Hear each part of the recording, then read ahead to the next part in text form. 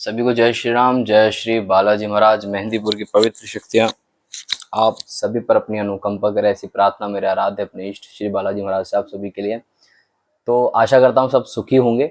बाबा की असीम कृपा आप सभी पर बरस रही होगी, आपके परिवार पर बरस रही होगी। तो एक बहुत ऐसा प्रश्न आता है कई व्यक्तियों से, जैसे कि बीच में भी कई बार ये बात सुनने में आती है कि कई गद्दियों से या कई व्यक्तियों के द्वारा, कई व्यासपीठ द्वारा, कि किस प्रकार से सालासर बालाजी और मेहंदीपुर बालाजी जो प्राथमिक और सबसे लोकप्रिय हैं, सबसे जो ज़्यादा पूजे जाने वाले, सबसे ज़्यादा मान्यता जिन दरबारों की है, राजस्थान की तपोभूमि पर, पवित्र भूमि पर जो स्थान है श्री सालासर धाम और मेहंदीपुर धाम, क्या दोनों दरबार अलग अलग हैं?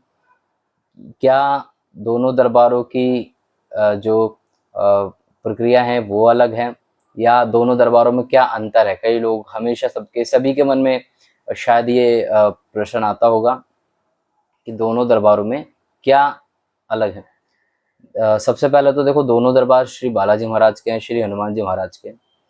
दो प्रकार की बात होती है। एक दरबार, एक कुछ मंदिर ऐसे होते हैं जहाँ पर जो प्रतिमा होती है, उन प्रतिमाओं को स्थापित किया जाता है। जैसे मान लो विग्रह जो है, उन विग्रहों को किसी व्यक्तिगत द्वारा उनको तराशा जाता है, उनको बनाया जाता है, उनको तराश कर बनाकर वहाँ पर उनकी प्राण प्रतिष्ठा की जाती है उस स्थान पर, उस दरबार पर। फिर वो जो पूजा पद्धति चलती है निरंतर, फिर उसके द्वारा मंत्रों द्वारा उस प्राण प्रतिष्ठा के द्वारा, मंत्रों द्वारा, हवन विधि द्वारा उस जो प्रतिमा उसको जागृत किया जाता है, उस स्थान को जागृत किया जाता है ना। ये पूरी एक प्रतिमा चलती, मतलब एक पूरी प्रक्रिया चलती है उस प्रतिमा के द्वारा।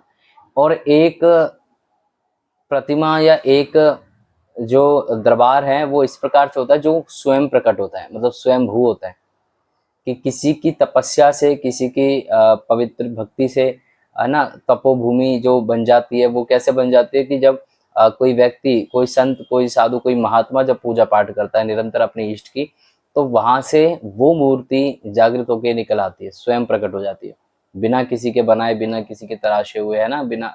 तो वो सिद्ध पीठ दरबार कहलाता है। जो स्वयं से मूर्ति बनती है वो सिद्ध पीठ दरबार। सालासर बालाजी और मेहंदीपुर बालाजी दोनों ही सिद्ध पीठ है, उन दोनों ही मूर्ति को किसी व्यक्ति ने नहीं बनाया है। बालाजी महाराज जो मेहंदीपुर में निवास करते हैं, हम पहले उनकी बात करेंगे, मेहंदीपुर बालाजी की। कई वर्ष पूर्व, जब हजारों वर्ष, जो बाबा की जो कथा है वो हजारों वर्ष पूर्व की, जब मेहंदीपुर जो लोग गए उनको पता होगा कि मेहंदीपुर में बीहड़ जंगल, मतलब दूर दूर तक, निकट तक वहाँ पर कोई ऐसा नहीं है कि मतलब बहुत ज़्यादा भीड़ भड़क्का हो, बहुत ज़्यादा लोग हो, है ना, ऐसा कुछ भी नहीं है मेहंदीपुर बालाजी के निकट। तो बालाजी महाराज उस समय पर वहाँ पर एक संत होते थे, गणेशपुरी जी महाराज, जैसे अभी आप जाते होंगे समाधि वाले बाबा जिनको कहा जाता है, उनके जो पूर्वज थे, उन्होंने वहां पर वो रहा करते थे, और वहां पर चुनिंदा लोग रहा करते थे। आज भी जब आप तीन पहाड़ी पे जाओगे, तो आप तीन पहाड़ी से जब दृश्य देखोगे, तो आज भी बहुत ही कम तादाद में मेहंदीपुर नगरी में मतलब दरबार में, मुख्य दरबार में तो हजारों लाखों लोगों की भीड़ रहती है, लेकिन जो उसके अगल बगल हैं, आज भी बीहड़ जंगल ही पड़ा है ना। लोग बाबा की कृपा से, जो मेहंदीपुर में लोग निवास करते हैं, वहां पर तो खूब व्यवस्था है हर चीज की, लेकिन अभी भी वहां पर जो आसपास है तीन पहाड़ी से आप देखोगे तो बहुत कम है, दूर दूर घर मकान है लोगों के। उस पूर्व में हजारों वर्ष पहले, उस समय पर वहां पर लोग रहा करते थे। तो संकट का प्रभाव, जैसे कि वो जागृत भूमि है, और संकट का प्रभाव ये होता है कि जब धीरे धीरे समय के अनुकूल, जैसे अब समय बढ़ता जा रहा है, आज भी लोग क्या करते हैं, जैसे अब समय बढ़ रहा है, तो समय के साथ आज लोग लोगों से हाथों से लड़ाई नहीं कर रहे हैं, मुख से बात नहीं कर रहे हैं। वो क्या करते हैं कि अगर किसी ने कुछ गाली दे दी, किसी ने कुछ बुरा भला कह दिया, तो अगर वो व्यक्ति तंत्र मंत्र जानता है, अगर वो भगत है, तो वो उच्चाटन, वशीकरण, मारण, कुछ भी क्रिया करके और उस पर छोड़ देगा, और वो कार्य रक्त कर देगा, तंत्र करके। जो तंत्र की पूजा करते हैं ना, मशान, शमशान की, मशानियों की, इन सब क्रियाओं की जो पूजा पाठ करते हैं ना, जैसे माता काली की, जो भी, क्योंकि ये शक्तियाँ अच्छे बुरे दोनों प्रकार में कार्य करती हैं, है ना। ये निर्भर करता है व्यक्ति पर कि व्यक्ति कैसे करता है। तो अब लोग क्या करते हैं, ऐसे लड़ाई झगड़ा करते हैं। तो अब क्या हुआ उस समय पर भी, अब तो चलो बात अलग होगी कि बढ़ता जा रहा तो लोग इसी चीज का उपयोग कर रहे हैं। उस समय पर शुरुआत हुई थी तो बहुत ज्यादा उस परिस्थिति पर, उस स्थान पर भूत प्रेतों का बहुत ज्यादा, क्योंकि बिहड़ जंगल था, भूत प्रेत तो ऐसे स्थान पर ही रहते हैं, तो बहुत ज्यादा वहां पर उनका वास होने लगा था, प्रेत आत्माओं का, है ना, जो परेशान किया करती थी वहां के लोगों को। तो वहां के जो पूर्व, जो मेहंदीपुर के जो गणेशपुरी जी महाराज के पूर्वज थे, वो वहां पर रहा करते थे और राम भजन किया करते थे, मतलब प्रभु के भजन किया करते थे, हरि भजन, और बालाजी महाराज की उपासना किया करते थे। तो उसमें क्या हुआ, उनका नाम आज भी नहीं, क्योंकि ये कोई 200, 250, 400, 500 साल पुरानी बात नहीं है, हजारों वर्ष पुरानी बात है। तो उनका जो मुख्य नाम है, मतलब उनका जो जो जो पुजारी थे, मेन पुजारी, जिनको ये बात, जिनके समक्ष ये बात सारी हुई थी, उनका नाम अब तक तो खैर विलुप्त हो चुका है, पूरी तरह से जागृत नहीं है, क्योंकि वो उनके पूर्वजों का, अब ये नाम कथाओं में या जो उपासना पुस्तक है उनमें तो अभी नहीं है। हाँ, लेकिन जो उनके पूर्वज होंगे, जो महंत जी होंगे, जैसे कभी किशोरपुरी जी महाराज थे, आप जो उनका जो बाबा के चरणों में उनका स्थान हो गया, अब उनके बाद है नरेशपुरी जी महाराज, तो उनको शायद हो सकता है कि अपने उन पूर्वजों का नाम पता हो। तो उसमें उस कार्य में क्या हुआ कि जब वहां पर ये प्रक्रिया बनती गई कि जब भूत प्रेतों का ज्यादा वास होने लगा, तो वो भजन क्या करते थे, तो लोग पीड़ित हो रहे थे। तो लोगों ने प्रार्थना करी, लोगों ने उनसे कहा, जो पुजारी जी थे उनके पास जाया करते थे कि भाई हम दुखी हो रहे हैं, हम परेशान हो रहे हैं, तो कुछ ऐसा कीजिए कि जिससे बात बन जाए और हम सब सुखी हो जाए। तो वो केवल प्रभु का आसरा, वो कहते थे कि अब प्रभु का भजन कीजिए, प्रभु का नाम जप कीजिए, प्रभु का कीर्तन कीजिए, और सब बात बन जाएगी, आराम से सब काम हो जाएगा, कोई परेशानी वाली बात नहीं। अब संकट तो संकट ठहरा, इतनी आसानी से तो जाता नहीं है। तो हुआ ये कि एक रात्रि जब वो सो रहे थे उनके घर में, तो पुजारी जी के सपने में एक मतलब बाबा का एक दृश्य आया कि एक पहाड़ों के अंदर, मतलब एक पहाड़ों के पास जाकर एक बहुत बड़ी भारी सेना आ रही है, और उस भारी सेना का जो मेन प्रधान है, मतलब जो प्रमुख है सेनापति, वो उसकी मतलब सेना अ, परिक्रमा लगाकर, और उस बाबा जो उस मूर्ति है, उस मूर्ति को प्रणाम कर रहा है। अब ये तो सपन वो देख रहे हैं, वो सपन को देखते देखते कहाँ पहुंचे, उसी स्थान पर, मतलब निंद्रासन में ही वो वहां पहुंच गए, निंद्रा में ही वो चलते चलते, नींद में चलकर वो उस स्थान पर पहुंच गए जिस स्थान पर ये प्रक्रिया चल रही थी। ये सारा कार्य बाबा करा रहे थे। उनकी वहां पर आंख खुली, नींद खुली, तो उन्होंने आंखों के सामने जो देखा वो दिव्य मशाले, है ना, मेहंदीपुर बालाजी में आप ऐसे थोड़ी ना मार पड़ती है, बाबा के दूत जो है, बाबा की सेना जो है, प्रेतराज सरकार की सेना, बाबा भैरव की सेना, है ना, वो सारी सेना ही तो मिलकर सबको ठिकाने लगाती है। तो वो सभी सेना वहां पर उन्होंने दिखी, वो सभी परिक्रमा लगाते हुए बाबा की मतलब बाबा के चरणों में शीश झुकाते हुए प्रार्थना करते हुए, वो सारी मतलब उनको सभी पूरी ये दृश्य दिखा।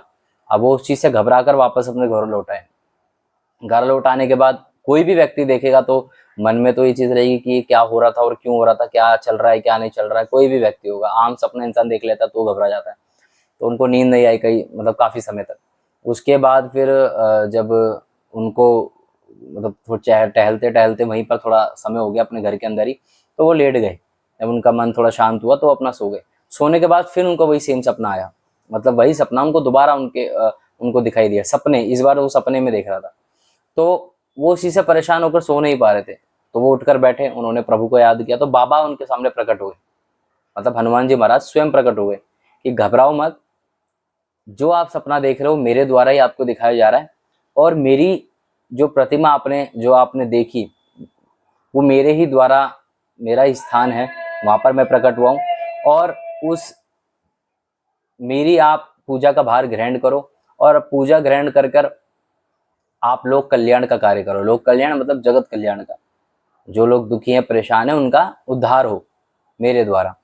तो हनुमान जी ने अपने संग बाबा प्रेतराज सरकार, श्री भैरवनाथ, है ना, इनको लेके भी वो प्रकट हुए, बाबा भैरवनाथ को लेकर, श्री प्रेतराज सरकार को लेकर, वहां पर 3 मूर्तियां वहां पर स्थापित हुई।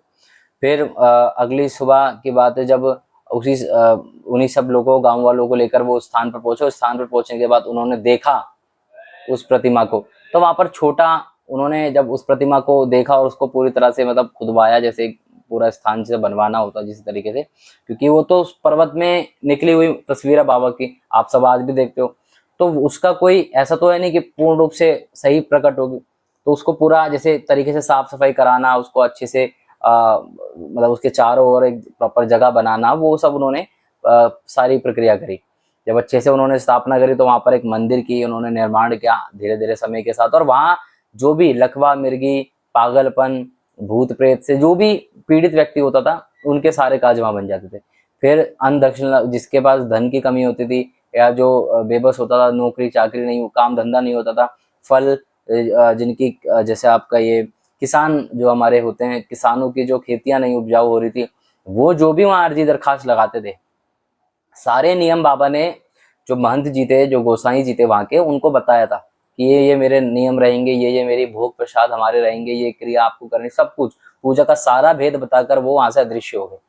फिर उन्होंने सारी प्रक्रिया करी। आप जब मेहंदीपुर बालाजी जाओगे तो भव्य निर्माण तो बाहर हो रखा है, अंदर जब आप जाओगे तो बाबा का एक प्रमुख मंदिर है, एक छोटा एक बना हुआ है, वो पूर्वकालीन का मंदिर है, पहले का ही। ऐसे ही बाबा भैरव का जो मंदिर है वो भी पूर्वकालीन का, और प्रेतराज सरकार का जब छोटा सा मंदिर देखते हो वो भी पहले का ही निर्माण है। सब उनके साथ छेड़खानी नहीं की गई है, उसके उपरांत बड़ा करके भव्य निर्माण मंदिर बनाया गया बाबा का। तो ये तो रही बात अब श्री मेहंदीपुर बालाजी की। तो बाबा के दरबार में सभी संकट का निवारण होता है, और बाबा स्वेच्छा से, मतलब अपनी ही इच्छा से उस धरा पर प्रकट हुए, हित, लोक कल्याण, जगत हित के लिए। और ये दुर्लभ जो आपको ये जो कॉम्बिनेशन दिखता है, प्रेतराज सरकार का, बाबा भैरव का और बालाजी महाराज का, इसके पूरे संसार में ये कॉम्बिनेशन कहीं पर भी नहीं है। मलिन ऊर्जाओं के लिए भी, और बड़ी ताकतों के लिए भी, जिंदों के लिए भी, खबीशों के लिए भी, मशानों के लिए भी, सभी प्रकार की क्रियाओं के लिए मेहंदीपुर बालाजी सक्षम है। इसीलिए तो बालाजी महाराज स्वयं अकेले प्रकट नहीं हुए वहां पर, पूरा दरबार जो है, पूरी अदालत जो चलती है बाबा की, वो पूरे नियम कायदे कानून से चलती है, और वो मतलब अद्भुत है अपने आप में। ठीक है, ये तो बात रही मेहंदीपुर बालाजी की कथा, जिस प्रकार से बाबा प्रकट हुए, वो स्वयं प्रकट हुए। अंतर जो है, अब अंतर मैं अंतिम में आपको समझाऊंगा। अब जैसे बात आई सालासर बालाजी की, तो सालासर बालाजी मोहनदास जी महाराज है ना, लच्छी राम जी के जो पुत्र हुए मोहनदास जी महाराज, उन्होंने अपनी बहन के प्रति, जब उनकी बहन के जो पति थे उनका देहांत हुआ, तो घर वालों ने उनको कई बातें सुनाई, कानी बाई उनका नाम था, कई बातें उन्होंने सुनाई। तो मोहनदास जी महाराज, जिनकी भक्ति अतुलनीय थी, जिनकी भक्ति का वर्णन करना शायद इस दास के तुच्छ मुंह से भी बहुत छोटी बात होगी, मतलब हमारे मुखार बिंद से नहीं हो सकता उनकी भक्ति का वर्णन। इतने अद्भुत, इतना भक्ति, इतना प्रेम बाबा के प्रति, कि जिनके भक्ति के वश में होकर उनको स्वयं सालासर आना पड़ा श्री बालाजी महाराज को। तो बात कैसे होती है शुरुआत सालासर धाम की, कि जब मोहनदास जी महाराज ने अपनी बहन के प्रति, कानीबाई के प्रति कहा कि मैं अपनी बहन का, जब किसी ने, सबने मना कर दिया, उनके घर परिवार वालों ने, उनके मायके वालों ने, तो उन्होंने कहा कि मैं बाहर संभालूंगा। और वो हनुमान जी महाराज की बचपन से ही, उनके जब लच्छी राम जी जो थे, उन्होंने बचपन में गणना कर दी थी कि ये हनुमान जी का बहुत बड़ा भक्त बनेगा। तो उसके उपरांत वो प्रक्रिया पूरी चलती रही, और हनुमान जी की वो सेवा करते रहे। बचपन से उनकी लगन थी सेवा में, हर पल बस राम नाम, बालाजी महाराज की बालाधनी की भक्ति किया करते थे, और बहुत प्रेम था बाबा से। बचपन से ही उनको हनुमान जी की मूर्ति के अंदर जोत जगती नजर आती थी।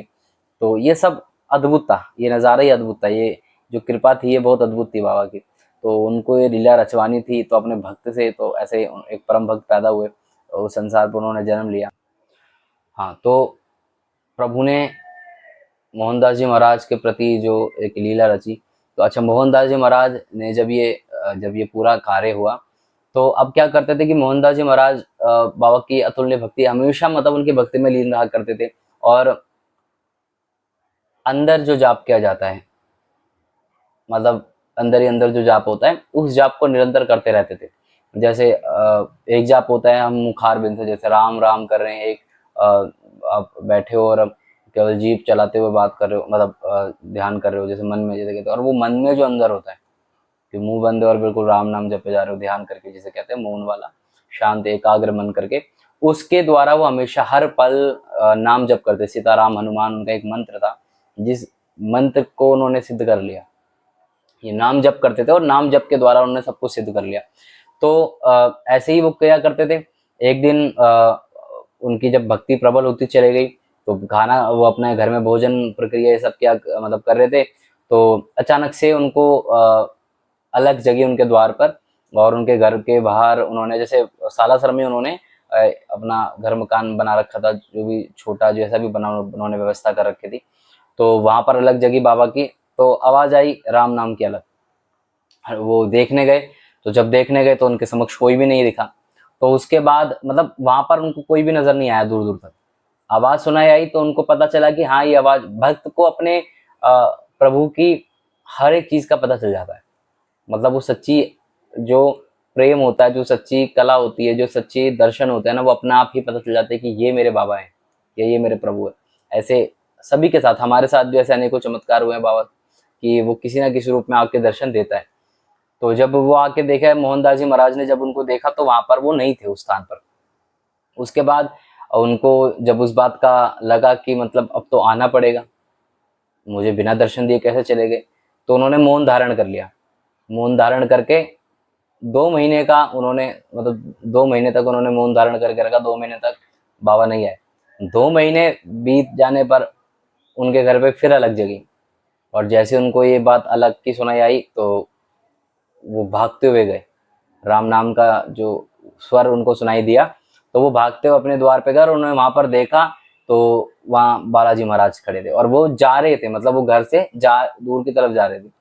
तो उतने में उन्होंने उनको देख लिया कि एक संत जा रहा है, जिसके हाथ में एक दंड है, साथ में कमंडल है और एक साधु रूप में जा रहे। तो कानीबाई ने कहा कि अपने धनी के दर्शन मुझे भी करा दो। तो बहन की बात उन्होंने हमेशा सर आंखों पर रखी। मतलब बहन से बहुत प्रेम करते थे। उनके बहन के एक पुत्र थे उदय राम जी, जिन्होंने बाद में उन्हीं के पास सालासर का जो भार था उन्होंने ही संभाला। तो जब वो गए उनके पीछे चरणों में गिर गए तो बाबा ने कई प्रक्रिया लीला रची, लेकिन बाबा मान गए क्योंकि भक्ति के वश में बंधे हुए थे। भक्ति इतनी थी कि वो ना चाहते हुए भी उनको सारी चीज करनी पड़ी। तो उन्होंने जब ये बात रखी कि भाई करना पड़ेगा, आना पड़ेगा, तो उन्होंने कहा कि मैं चाहता हूँ कि आप मेरी बहन को भी दर्शन दो। उन्होंने कहा अगर तेरी इच्छा है तो ये भी मैं पूरी करूंगा। तो घर की बात है कि भाई घर में कैसे आओगे, तो उन्होंने कहा कि आपने घर में अछूता मतलब आसन जो किसी ने छुआ ना हो, है ना, और खीर चूरमे का भोजन बनवा के रखियो। ठीक है महाराज। मोहनदास जी ने सारी व्यवस्था बना के रखी। उन्होंने कहा तू आदेश तो कर धनी, मतलब बाबा तू कह कर तो देख, तेरे लिए मैं सोना चांदी बिछा दूं, तू कह कर तो देख। मतलब तो बहुत प्रेम था। मतलब वो प्रेम जो एक भक्त को भगवान से होता है ना, उसका कोई वर्णन नहीं किया जा सकता। वो हृदय में एक अलग ही मतलब किसी चीज की लालसा नहीं रहती, केवल प्रभु प्राप्ति। तो वो बहुत अतुलनीय है। उन्हीं की उन दृढ़ भक्ति के बाद उनके घर में आए, उन्होंने चंपी करी और वरदान लिया कि अब मैं संन्यास लेना चाहता हूँ। मेरी बहन का जो घर है, मतलब इनका जो भार है, जो अभी तक मैं संभाल रहा था, वो अब आप संभालो। बालाजी महाराज ने भोजन किया बकायदा उनके घर में। सोचो कितनी भक्ति होगी। स्वयं हनुमान जी किसी के पास चलकर आए हैं, किसी के घर में भोजन कर रहे, तो आप ये चीज की विचार इतना ही सोच लो कि किस स्तर की भक्ति होगी, किस लेवल की भक्ति होगी उनकी। तो जब प्रभु की ये लीला रची, प्रभु ने उन पे कृपा करी, तो उन्होंने वरदान मांगा कि मैं चाहता हूँ आप सदा सालासर में निवास करो। तो उन्होंने कहा मैं सदा सालासर में रहूंगा और मेरी छाया कभी किसी व्यक्ति पर नहीं आएगी। छाया का तात्पर्य होता है कि प्रभु के दूत गण है ना, जो शक्तियां हैं, वो किसी पर नहीं आएगी। यहीं पर एक भेद है। मेहंदीपुर बालाजी में ये कार्य होता है। बाबा के गणदूत बाबा को मतलब बाबा देते हैं भक्तों को, और या सिद्धियों द्वारा लोग, भक्ति द्वारा लोग प्राप्त कर लेते हैं, उनसे लोग कल्याण करते हैं। लेकिन सालासर में ये प्रक्रिया नहीं है। सालासर केवल एक भक्ति का धाम है। अब उन्होंने ऐसी वहां पर भक्ति करी और वहीं स्थान ले लिया, और वहीं बाबा के साथ वो हंसा खेला करते थे और अनेकों चमत्कार किए सालासर में। तो वही मूर्ति थी, और जो मूर्ति थी वो असोटा गांव में प्रकट हुई, जिनके कांधे पर रघुनाथ लखनलाल जी थे। लेकिन जब बाबा ने मोहनदास जी ने बाबा से प्रार्थना करी कि मुझे बाबा तेरा वही रूप भाया, जिस रूप में तूने मुझे दर्शन दिए थे। कौन सा रूप? दाढ़ी मूछ वाला। उसी रूप में तू यहाँ विराजमान हो जा। तो सालासर में उसी रूप में विराजमान हो गए। उन्होंने अपनी जब अंतिम जब समाधि का क्षण आया तो उन्होंने अपना सादा भार उदय राम जी को दिया और सारा भक्ति का भेद बताया, और ब्रह्मचारी जब दिए, क्योंकि तो सब वो जिस हिसाब से वो व्यवस्था करनी थी वो सब कुछ उनको बताकर उन्होंने समाधि ले ली। तो पुष्प बरसाए सभी देवों ने उनके ऊपर। जब ये महिमा ये पूरी रची गई तो ऐसे संत का वर्णन कर पाना अतुलनीय। फिर बड़ी कृपा थी प्रभु की, बालाजी महाराज ने उस स्थान पर लिया। तो आज जो सालासर में और मेहंदीपुर में जो भेद है ना, केवल इतना है कि वो शांत प्रेम का प्रतीक है, भक्ति का प्रतीक है। कि अगर आप कहोगे कि भक्ति से बाबा नहीं आते, तो भक्ति से असंभव नहीं है कुछ भी। भक्ति से सब कुछ संभव है, आप भक्ति से सब कुछ कर सकते हो। अगर भक्ति से आप प्रभु को रिझाओगे, बुलाने वाली क्षमता आपकी होनी चाहिए। सालासर उस चीज का प्रमाण है। सालासर में पुत्र संतान की लोग नारियल बांध कर आते हैं वहां पर, तो उनको कार्य होता है चमत्कार। तो देखो बाबा का हर दरबार, हर मंदिर हमारे लिए एक समान है। जो बालाजी महाराज के भक्त है, हनुमान भक्त है, उनके लिए हर प्रतिमा, हर मंदिर एक समान है। लेकिन जैसे एक प्रतिमा से, जैसे मोहनदास जी को प्रेम हो गया दाढ़ी मूंछ वाले से, ऐसी हम सबको प्रेम है श्री मेहंदीपुर बालाजी से। तो बाबा की उस प्रतिमा से हमें प्यार है। लेकिन किसी भी मंदिर में हम जाएंगे तो हमें केवल बाबा, हम बाबा तो हमारा ही है ना, हृदय में तो वही सेम बात रहेगी। मतलब किसी भी रूप में दिखे है तो हमारे ही।